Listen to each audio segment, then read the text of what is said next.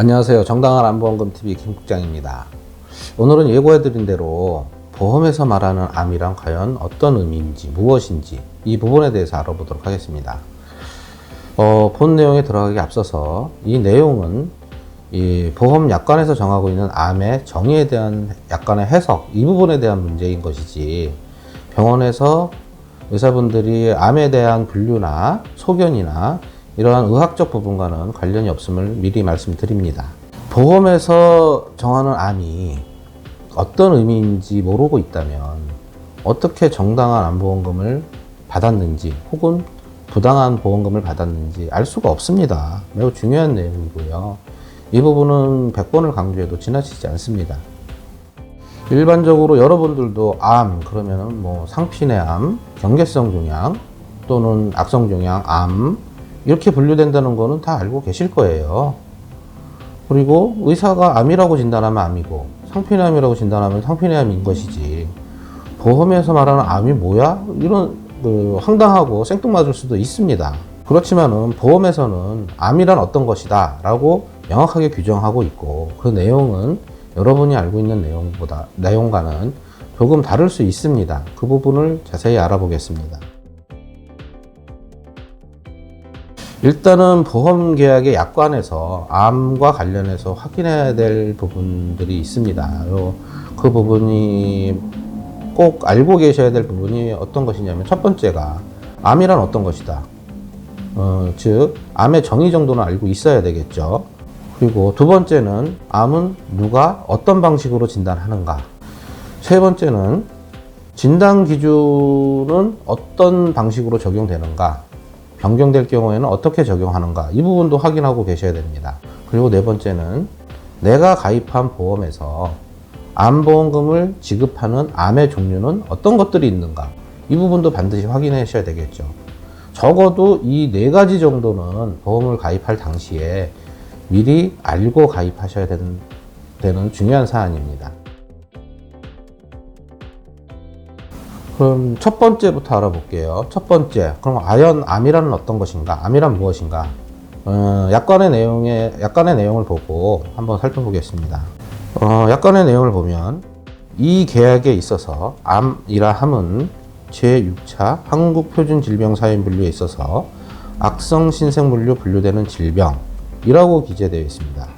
제자리암의 경우도 그렇고 경계성 종양의 경우도 그렇고 모두 한국표준질병사인분류에서 정한 질병이라고 기재하고 있습니다. 이런 내용대로라면 보험에서 말하는 암은 한국표준질병사인분류에서 암으로 분류한 질병을 말하는 것으로 이해하면 됩니다. 수차례 변경 작업을 거쳐서 현재는 제8차 한국표준질병사인분류가 적용되고 있습니다. 이 계약에 표시된 것은 제6차라고 되어 있죠. 그런데 2021년에 개정된 한국표준질병사인분류는 암이었던 것이 암이 아닌 것으로, 기존의 암이 아니었던 것이 암인 것으로 변경된 내용이 매우 많습니다. 그 내용은 이미 올린 유튜브에 있으니까 그 내용을 참고하시면 될 것 같습니다. 이 약관에서 봤듯이 보험에서도 암은 상피내암, 경계성 종양, 암 이 세 가지로 분류하는 것은 동일합니다. 그런데 단지 전제가 한국표준질병사인분류를 기준으로 암, 상피내암, 경계성 종양을 구분한다라고 하고 있는 거죠. 두 번째, 암의 진단 확정에 관한 부분입니다. 약관을 보면 암, 기타 피부암, 갑상선암의 진단 확정은 해부병리 또는 임상병리의 전문의사 자격증을 가진 자에 의하여 내려져야 한다. 즉, 진단을 하는 주체는 병리과의 병리의사라는 말이고요. 이 진단은 조직검사, 미세반응 흡인검사 또는 혈액검사에 대한 현미경 소견을 기초로 하여야 한다.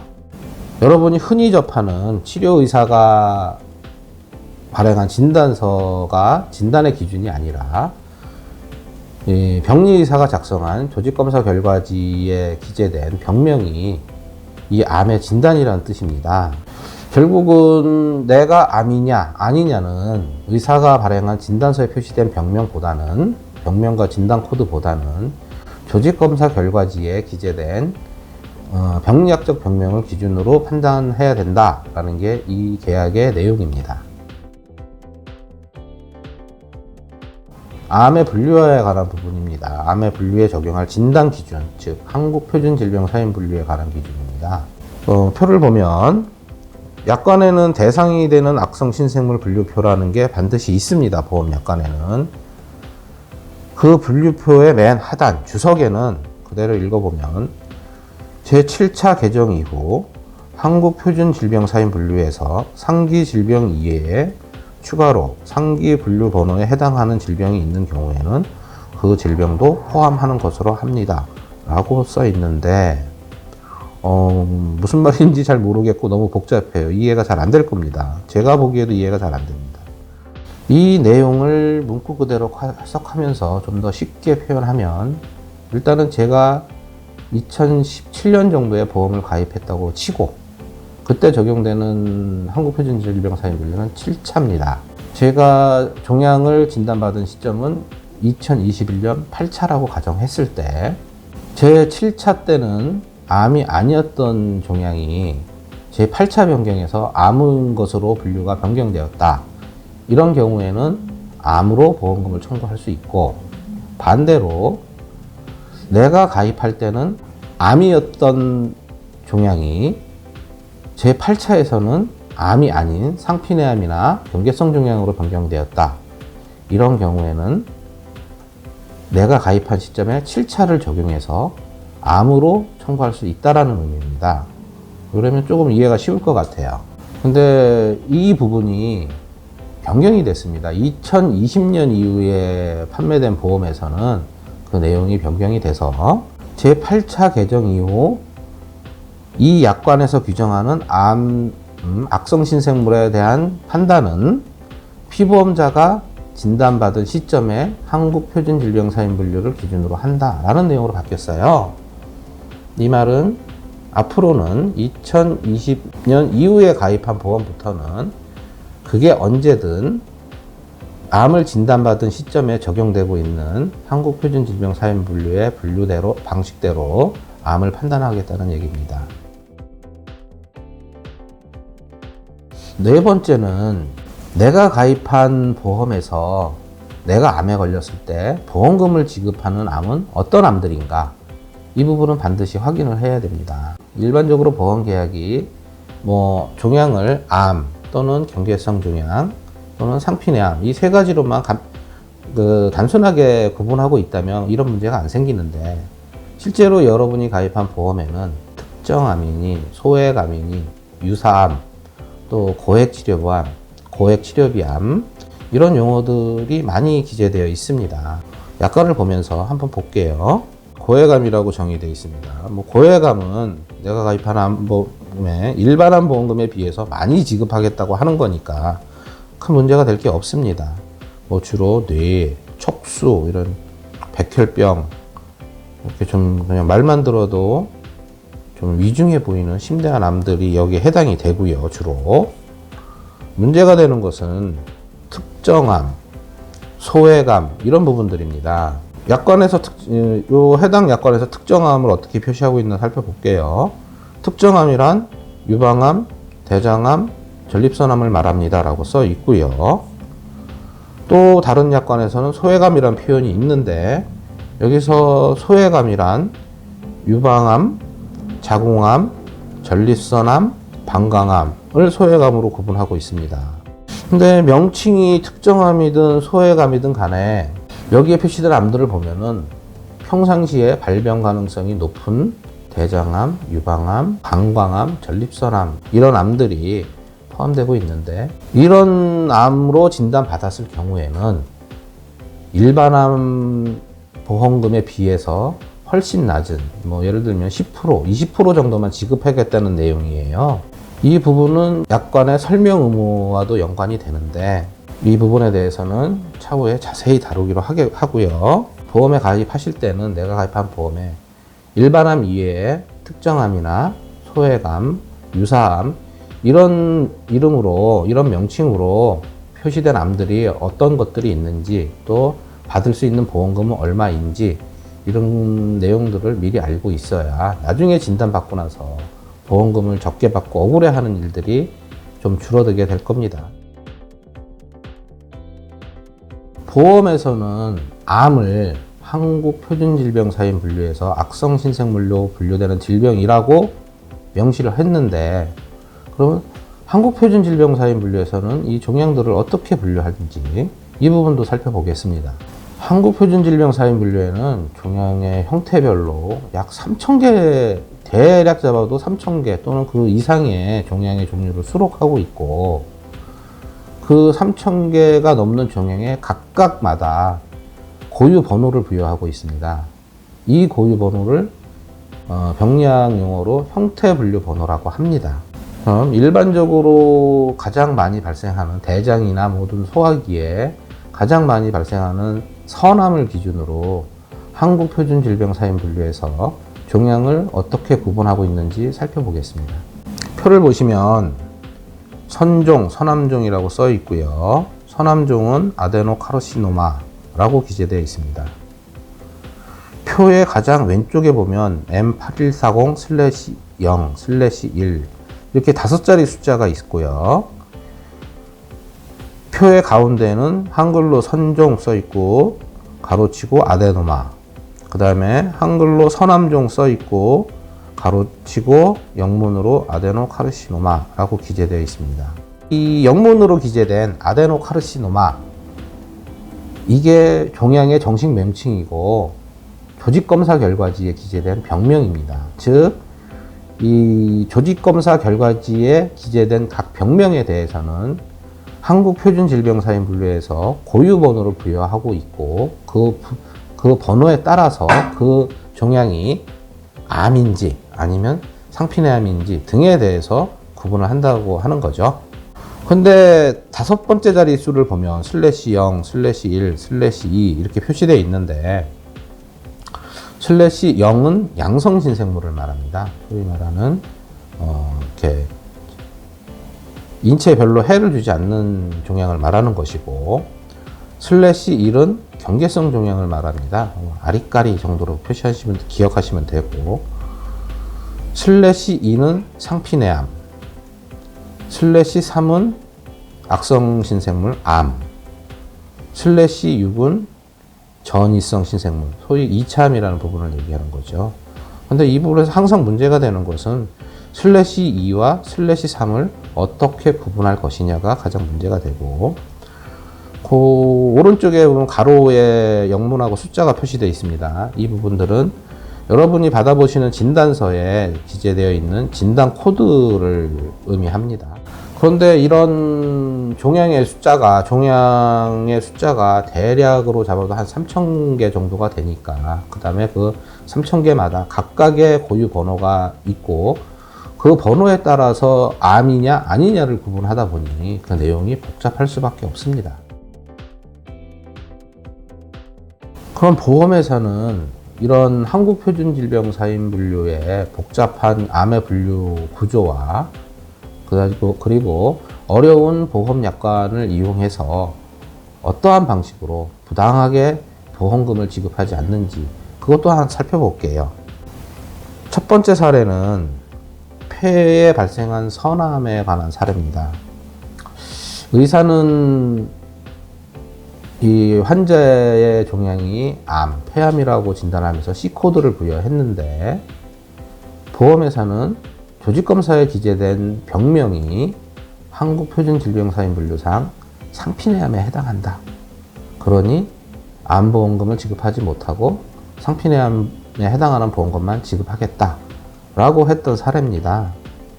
진단서를 볼게요. 진단서와 조직검사 결과지 볼게요. 일단 진단서를 보시면은 상엽, 기관지 또는 폐의 악성 신생물 오른쪽, 질병분류번호 C3410 이렇게 써 있습니다. 일단은 이 내용은 오른쪽 폐의 위쪽에 암이 발생했다는 뜻이고, C34는 그 폐의 악성 신생물에 대한 고유 번호입니다. 기본 번호죠. 여기서는 폐의 악성 신생물 이렇게 기재되어 있지만, 그 진단서를 작성하시는 의사분들에 따라서 폐선암 또는 비소세포암 또는 기관지 폐포성 선암 이렇게 다른 용어로 기재하는 경우가 많이 있습니다. 그런데 내용은 동일한 의미입니다. 조직검사 결과지를 보면 디아그노시스 맞는지 모르겠어요. 이게 그 병명이란 뜻이고 그 밑에 보면 영문으로 아데노카르시노마 인시추라고 기재되어 있습니다. 병리학적으로 이 종양 명칭 뒤에 인시추라는 용어가 붙으면 상피내암으로 해석을 하는 게 옳습니다. 이 기준으로 본다면은 보험회사가 의사의 진단은 암이지만 조직검사 결과지상 상피내암이기 때문에 보험금을 지급하지 않겠다라는 내용이 전혀 틀린 내용은 아닙니다. 그러나 결론부터 말씀드리면 이 사례는 보험회사 주장과 달리 암보험금을 전부 지급해야 되는 사례입니다.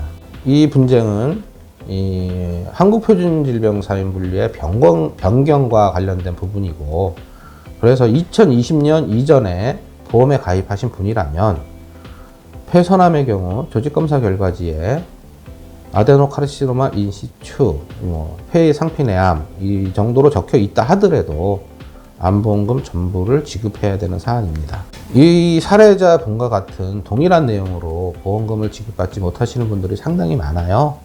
제가 도와드린 분만 해도 벌써 5분이 넘으시고, 이 사례에 대해서는 피해를 보신 분들이 많다고 생각해서 추후에 한 번 더 자세히 다뤄보도록 하겠습니다. 두 번째 사례는 신경내분비 종양에 대한 사례입니다. 조직검사 결과지에 적힌 신경내분비 종양, 영문으로 유로엔도크린 튜머라고 적혀 있고, 이 종양 명칭은 한국표준질병사인분류에서는 악성, 암으로 분류하고 있습니다. 근데 치료를 하는 의사분은 진단서에 경계성 종양에 해당하는 진단을 하셨습니다. 그런데 보험회사는 이 사례에 있어서는 조직검사 결과지가 아닌 의사분의 진단을 핑계로 보험금 지급을 거절하였던 사례입니다. 진단서와 조직검사 결과지 한번 보겠습니다. 진단서 중앙에 보면 직장의 행동양식 불명 또는 미상의 신생물이라고 기재되어 있고, 질병 분류 기호는 D37.5라고 기재되어 있습니다. 경계성 종양이라는 뜻이고요. 이 가운데 부분에는 진단하시는 의사분에 따라서 신경내분비 종양 또는 직장 유암종 또는 췌장의 유암종 또는 카르시노이드 종양 다양하게 기재될 수 있는데, 이 또한 다 동일한 의미입니다. 조직검사 결과지를 보면 유로 엔도크린 튜머 가로치고 넷 G1 또 가로치고 카시노이드 이렇게 표시되어 있습니다.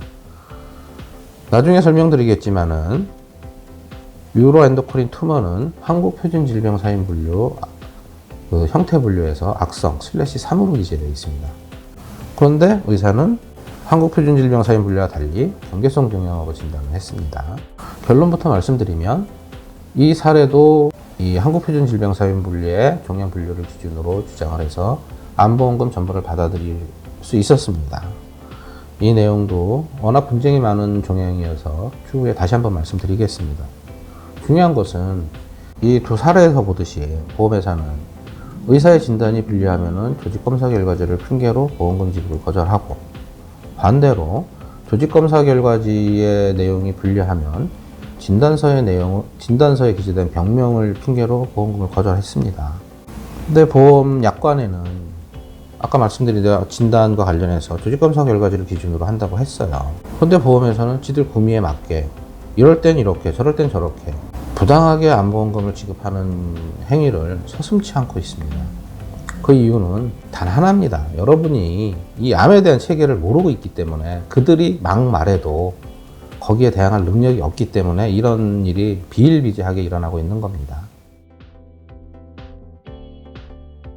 이번 주제 핵심 포인트 말씀드릴게요. 꼭 기억하세요. 첫 번째, 여러분이 알고 있는 암은 보험에서 말하는 암과 다릅니다. 보험에서 말하는 암은 한국표준질병사인분류에서 악성 신생물로 분류되는 질병입니다. 이 부분 기억하시고요. 두 번째는 보험에서 암은 의사가 발행한 진단서를 기준으로 분류하기보다는 조직검사 결과지의 병명을 기준으로 암인지 상피내암인지 등을 판단한다. 이 부분 반드시 기억하고 계셔야 됩니다. 그리고 세 번째는 보험에서 암을 분류하는 기준을 적용할 때는 원칙적으로는 보험을 가입할 당시의 기준을 적용하지만 이후에 변동돼서 암으로 추가됐을 경우에는 그 부분도 추가해서 암으로 인정한다. 그리고 보험금을 지급한다. 다만 2020년 이후에 보험을 가입하신 경우에는 무조건 앞으로 진단을 받은 시점에 적용되는 분류 기준을 적용한다. 이 부분도 알고 계셔야 됩니다. 네 번째, 결과적으로 의사가 암으로 진단했더라도 보험으로, 즉 한국표준질병사인분류는 암이 아닐 수 있고, 의사가 암이 아닌 것으로 분류했다 하더라도 이 한국표준질병사인분류의 분류로는 암일 수 있습니다. 이 부분 기억하시고, 그런데 이 부분은 여러분 스스로 인식하기에는 너무 어려운 부분이고 반드시 전문가 등을 통한 확인을 받으시기 바랍니다.